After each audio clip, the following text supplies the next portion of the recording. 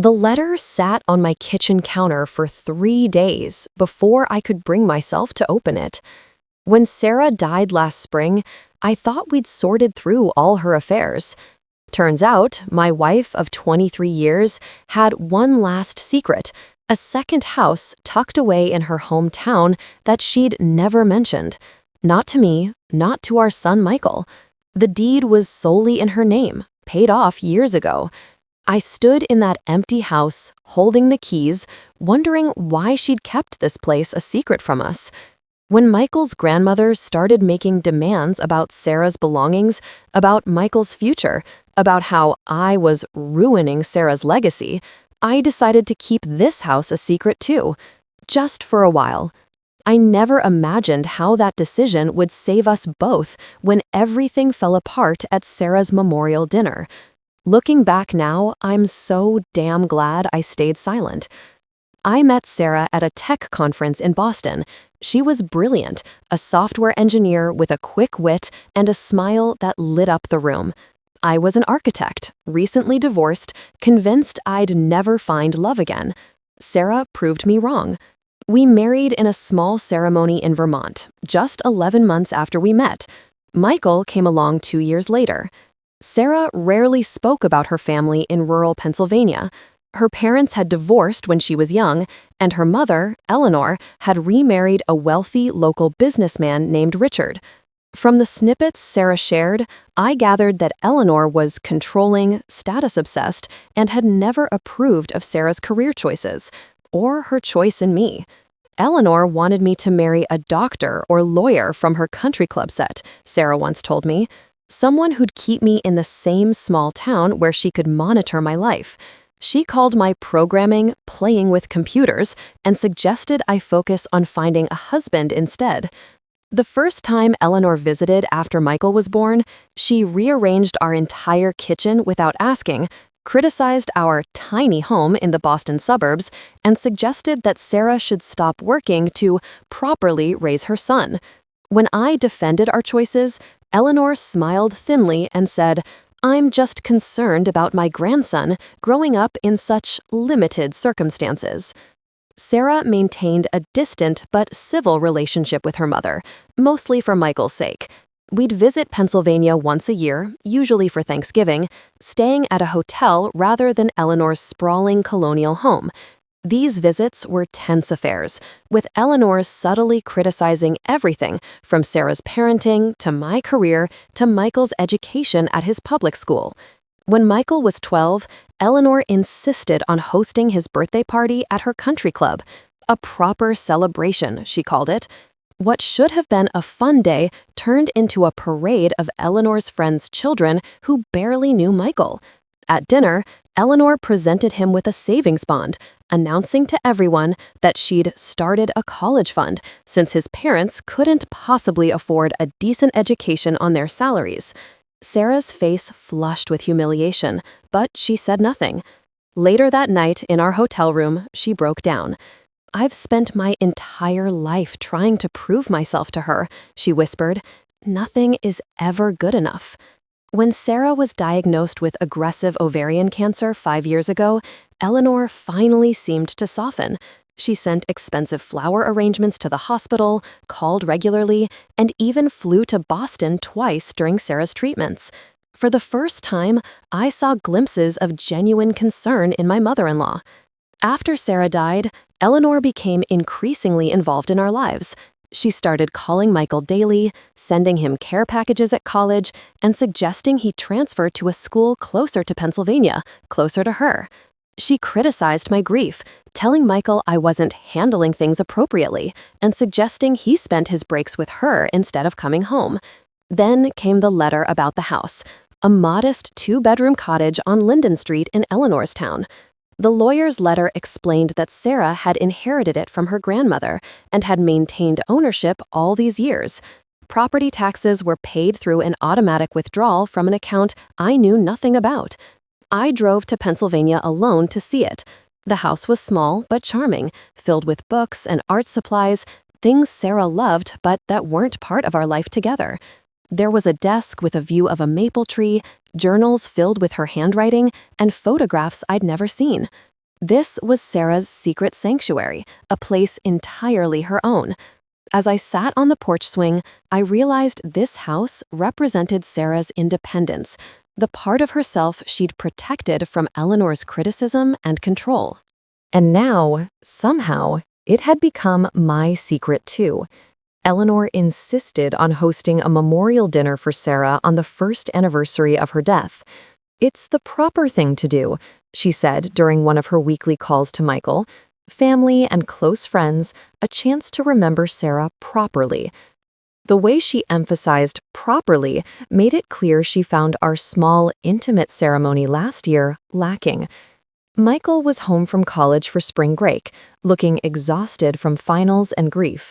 When I asked if he wanted to attend this dinner, he shrugged. "Grandma's already invited half the town. She says we need to be there." I made hotel reservations and packed our suits. The night before we left, Michael showed me an email from Eleanor with an itinerary for our visit, including shopping trips, a country club lunch, and meetings with family friends who could help with his future. He hadn't been consulted about any of it. "Mom would have hated this," he muttered. The drive to Pennsylvania was quiet.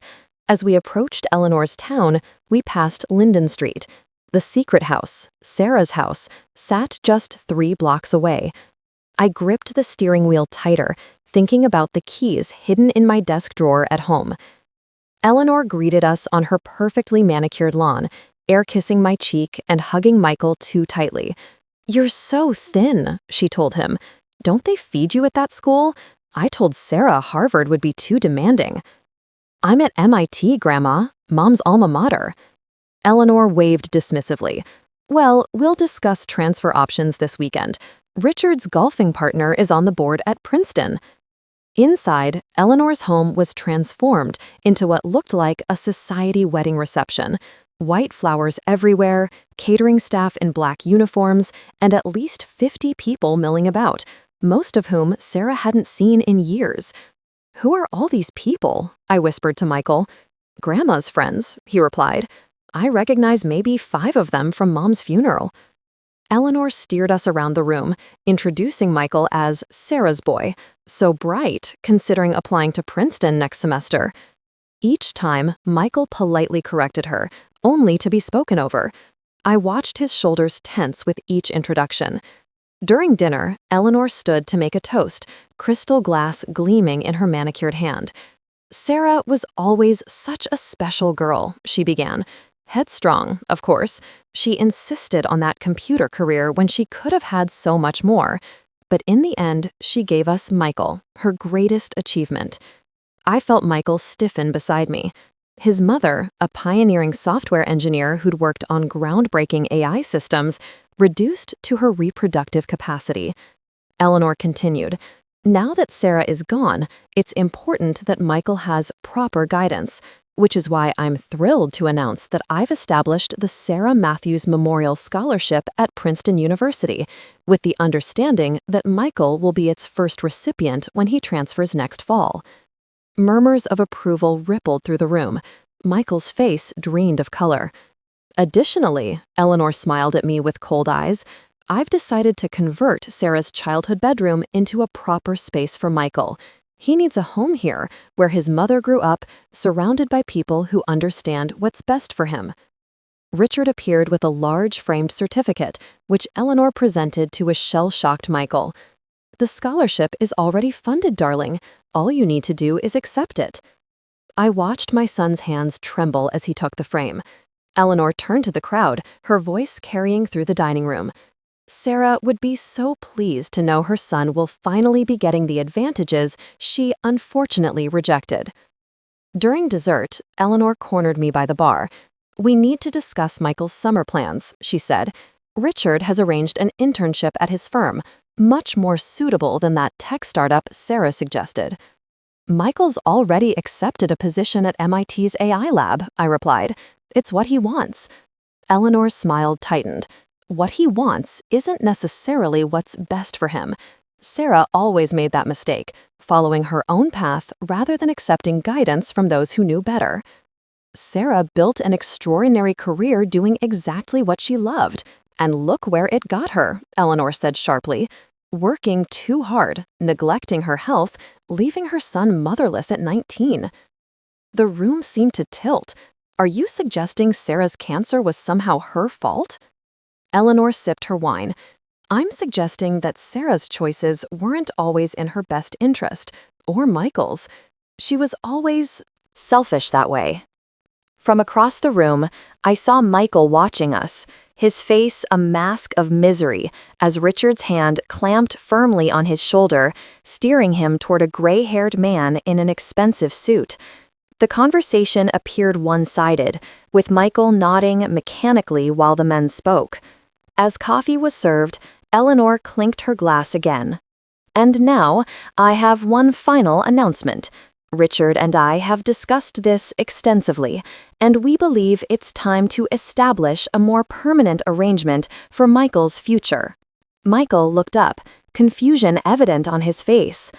We've spoken with our attorney, Eleanor continued, and we're petitioning for partial guardianship of Michael to ensure his education and career are properly managed. After all, he's barely 20, far too young to make these decisions alone, especially without his mother's guidance. The room erupted in approving murmurs. Michael's coffee cup clattered onto its saucer. I felt something snap inside me, the last thread of patience I'd maintained for Sarah's sake. Eleanor had orchestrated this entire event not to memorialize her daughter, but to publicly stake her claim on our son. No. The word cut through the murmurs like a blade. Every head turned toward me as I stood, napkin falling to the floor. Eleanor's perfect smile faltered. "Excuse me?" she said, voice honeyed with forced patience. I said, no, Michael doesn't need guardians. He has a parent, me, and he certainly doesn't need a Princeton scholarship with strings attached. Eleanor's laugh tinkled like breaking glass. Don't be dramatic, Claire. We're only thinking of Michael's future, something Sarah would have wanted secured properly. Sarah wanted Michael to choose his own path, I replied, my voice steadier than I felt. Just like she did. Eleanor's eyes narrowed. Sarah made many questionable choices, including marrying an architect with modest prospects instead of someone you approved of. I finished for her. Someone who would have kept her under your thumb? In this town? In your social circle? Richard stepped forward. Now see here. No, you see here, I interrupted. For 20 years, I've watched Sarah struggle with the emotional toll of never being good enough for you. I've watched her second-guess her extraordinary achievements because they didn't fit your narrow definition of success. Eleanor's face hardened. You have no idea what my daughter wanted or needed. You knew the version of Sarah she became after she left home, after she rejected everything we offered her.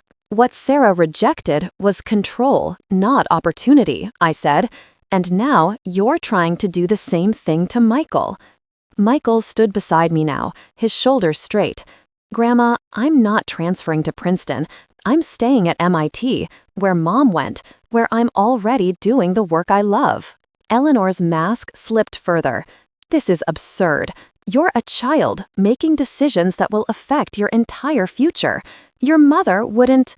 My mother, Michael interrupted, graduated top of her class at MIT, built revolutionary systems that changed how artificial intelligence functions, and taught me to follow my passions, not someone else's expectations. The room had gone completely silent. Sarah knew exactly who she was and what she wanted, I continued, feeling a strange calm descend, which is why she kept something from all of us, something I discovered after her death. Eleanor's expression shifted from anger to confusion. Sarah owned a house here in town, on Linden Street. She kept it all these years without telling anyone. Not me, not Michael, and certainly not you. Gasps rippled through the room. Eleanor's face paled. That's impossible. My mother's old house was sold decades ago. Sarah bought it through a trust, I said. She kept it as a sanctuary, a place where she could be herself, away from judgment and expectations. I've been there. I've seen her journals, her art, the life she created that was entirely her own. Eleanor gripped the back of a chair. You're lying. I pulled out my phone, scrolled to the photos I'd taken, and held it up for her to see. A little blue house with white trim, the maple tree in the yard, the brass number 423 on the door. This is where Sarah went when she told you she was at conferences, I said quietly. This is where she painted and wrote and read all the books you said were a waste of time. This is where she was truly herself. Eleanor stared at the image, her hand trembling slightly. Sarah never told me about this place while she was alive, I continued. I think it was her way of maintaining independence, not just from you, but from everyone's expectations, even mine sometimes. But she left it to me and Michael in her will, with a letter explaining what it meant to her. This last part was a lie.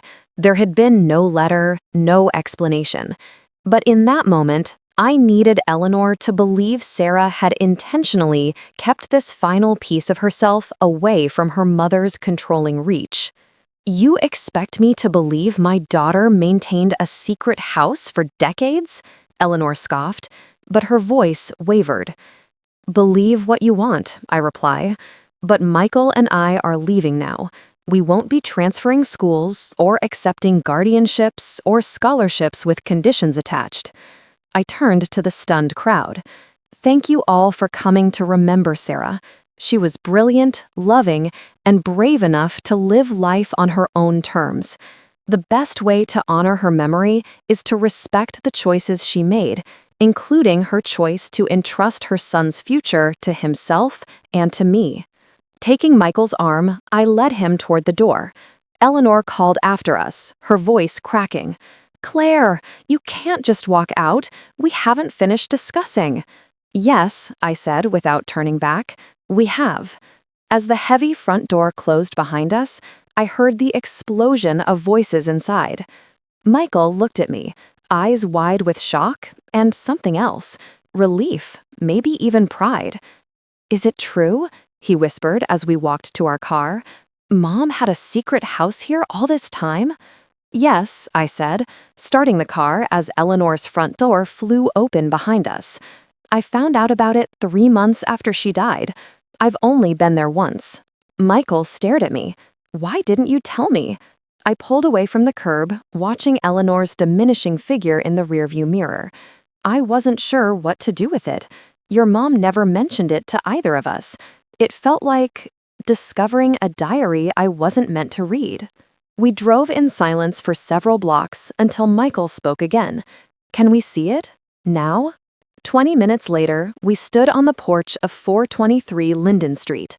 The small blue house looked exactly as I'd left it months earlier. I fumbled with the keys, my hands suddenly unsteady. Inside, Michael moved slowly from room to room, touching book spines, examining paintings propped against walls, opening drawers filled with notebooks. In what had clearly been Sarah's studio, he picked up a half-finished watercolor of our backyard in Boston. She was painting, he said softly. I didn't know Mom painted. Neither did I admitted. We spent hours in that house, discovering pieces of Sarah we'd never known.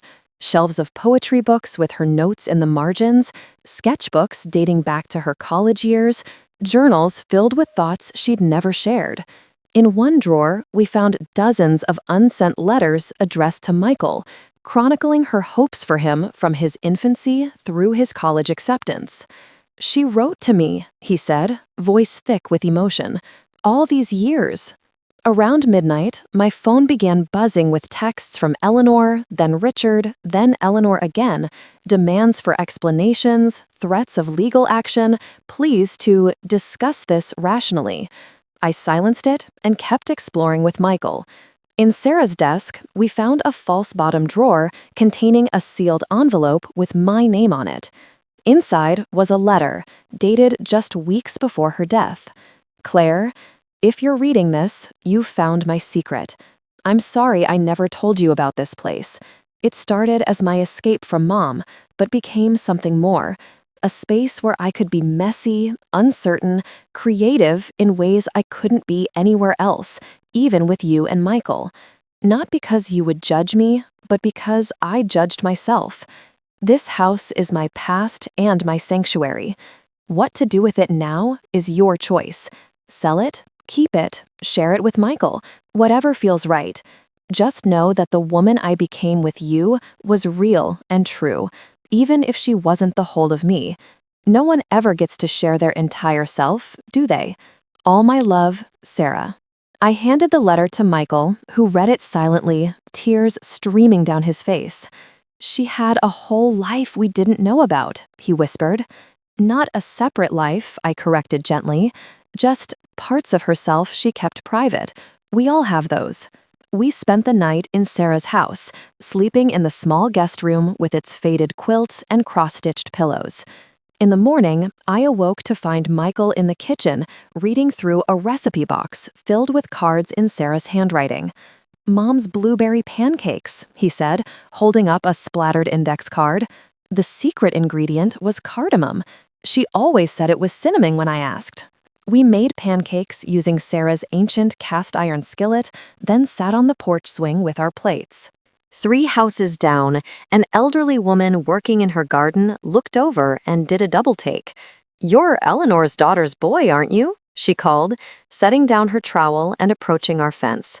"I'd know those eyes anywhere. I'm Marge Kimball. I used to babysit your mother." Over coffee, Marge shared stories about young Sarah that neither of us had heard. How she'd built a telescope from a kid at age 10, how she'd taught herself coding on the library's first computer, how she'd once organized a petition to save the neighborhood's maple trees from being cut down. "Your grandmother never understood Sarah," Marge said, shaking her head. "Eleanor wanted a debutante. She got a scientist with dirt under her fingernails." As Marge was leaving, she paused. "I've seen the lights on here over the years. Always wondered if it was Sarah sneaking back to her grandmother's house. Good to know she kept a piece of home with her." By afternoon, my phone had 37 missed calls. Eventually, I answered one from Eleanor's lawyer. "Mrs. Matthews is prepared to discuss reasonable arrangements regarding her grandson's future," the attorney began formally. "There's nothing to discuss," I replied. "Michael is an adult, I'm his parent, and we've made our decisions." Mrs. Matthews is concerned about the property on Linden Street. She believes there may be family heirlooms. "The house and everything in it belonged to Sarah, and now belongs to Michael and me," I interrupted. "If Eleanor has specific items of sentimental value, she can put her request in writing."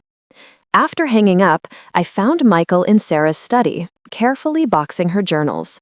"What do you want to do with this place?" I asked. He looked around thoughtfully. "Keep it, I think, at least for now. It's a part of Mom we never got to know. I'm not ready to let that go." We spent the next week at the house, cataloging Sarah's belongings, reading her journals, and learning about the woman who'd created this private world. Each evening, we sat on the porch swing, sometimes talking, sometimes silent. Neighbors stopped by with casseroles and stories about Sarah as a girl. Several mentioned how she'd visit the house periodically, always alone, often for just a day or two. Eleanor never came to the house, though she sent increasingly conciliatory messages through her lawyer.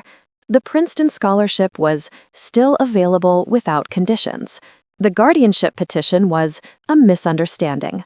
She'd only wanted what was best for Michael. On our last day, as we packed the car to return to Boston, Michael said, "I want to make one stop before we leave."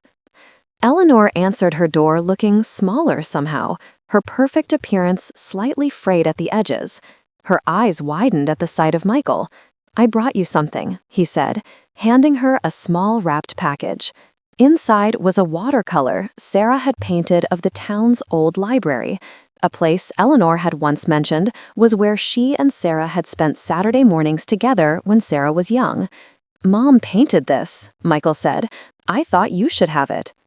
Eleanor's hands trembled as she held the painting. I didn't know she could. Her voice trailed off. There's a lot none of us knew, Michael replied, but I'm learning. As we drove away, Michael asked, do you think Mom would be mad that we told Grandma about the house? I considered this. I think Sarah kept the house secret because she needed something that was entirely hers. But now that she's gone, maybe sharing it is how we keep parts of her alive. 6 months later, we'd established a routine. Michael returned to MIT, thriving in his AI research. I took a sabbatical from my architecture firm to catalog Sarah's work, discovering she'd been writing a book about ethical AI development. With Michael's encouragement, I found her former colleagues and began the process of completing it. We visited the Linden Street house monthly. Sometimes Eleanor would leave flowers on the porch, never when we were there, but we'd find them with notes saying simply, "Thinking of Sarah." She never asked to enter the house, seeming to finally respect a boundary. The unexpected twist came in Sarah's journals from the year she was diagnosed. She'd written about reconnecting with her mother during her illness, about Eleanor's clumsy attempts to make amends, about her own reluctance to fully trust this change. Mom brought soup today, one entry read. Not the canned stuff she used to serve when I was sick as a child, but homemade, with the dumplings I love. She sat while I ate, not filling the silence with criticism or advice, just being there. It felt like a glimpse of the mother I always wanted. Too little? Too late? Maybe. But I'm too tired to maintain old defenses. Cancer has a way of clarifying what matters. The last journal entry, dated just weeks before Sarah died, contained a revelation. Told Mom about the house today. Not everything, not the journals or the letters, but that I've kept Grandma's place all these years. She cried, said she'd always wondered where I disappeared to on those conference weekends, asked if she could see it someday. I said maybe, and meant it. Strange how the prospect of dying makes reconciliation seem possible, even desirable, not forgetting, but releasing. Eleanor had known about the house, Sarah had told her, which meant my dramatic revelation at the memorial dinner hadn't been the bombshell I'd thought. It had been confirmation of a conversation already begun, a tentative bridge Sarah had started to build before death intervened. It's been 3 years since that night at Eleanor's house. Michael graduated from MIT last spring and is working on an AI ethics project inspired by Sarah's unfinished book. The Linden Street house has become our family retreat, a place where we both feel connected to Sarah and to parts of ourselves we're still discovering. Eleanor visits occasionally now, by invitation. She sits on the porch swing, sometimes sharing memories of Sarah as a little girl, sometimes just watching the maple tree shed its leaves. The scholarship she established now goes to young women pursuing computer science with no strings attached. Small steps toward honoring who Sarah really was, not who Eleanor wanted her to be. I've learned that secrets aren't always betrayals. Sometimes they're the spaces we create to become ourselves, shelters against expectations, laboratories for possibility. Sarah's secret house wasn't a rejection of the life we shared. It was the foundation that made that life possible. The truths we choose to share or withhold shape the stories of our lives. By keeping Sarah's secret just a little longer, I gave Michael the chance to claim his own path. By revealing it at the right moment, I helped him understand the complexity of the woman we both loved. If you've ever felt the weight of others' expectations crushing your own desires, or struggled to reconcile the different versions of yourself that exist in different contexts, know that you're not alone. We all build secret houses somewhere in our hearts. The trick is finding people who will respect their existence without demanding the keys. Thank you for listening to my story. If it resonated with you, please subscribe to hear more reflections on family, identity, and the secrets that both divide and connect us. Remember, the most powerful legacy we leave isn't in the things we accumulate, but in the courage we show in becoming fully ourselves. If you've ever felt the weight of others' expectations crushing your own desires, or struggled to reconcile the different versions of yourself that exist in different contexts, know that you're not alone. We all build secret houses somewhere in our hearts. The trick is finding people who will respect their existence without demanding the keys. Thank you for listening to my story. If it resonated with you, please subscribe to hear more reflections on family, identity, and the secrets that both divide and connect us. Remember, the most powerful legacy we leave isn't in the things we accumulate, but in the courage we show in becoming fully ourselves.